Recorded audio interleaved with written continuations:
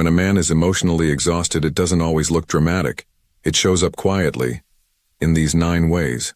First, he talks less. Not because he's empty, but because he's tired of saying the same things and not being heard. Second, he stops arguing. Not because he agrees, but because silence feels more peaceful than another fight. Third, he starts pulling away. Not to punish anyone, but to protect what little peace he has left. Fourth, his excitement fades. Things that once lit him up don't hit the same anymore. Fifth, he quits explaining his emotions. After being misunderstood too many times, he simply gives up trying.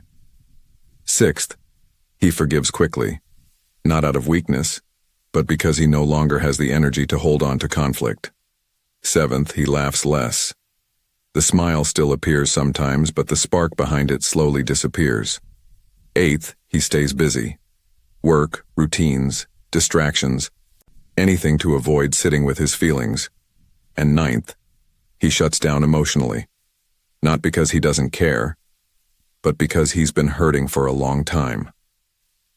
Sometimes, the quietest men are the ones carrying the heaviest weight.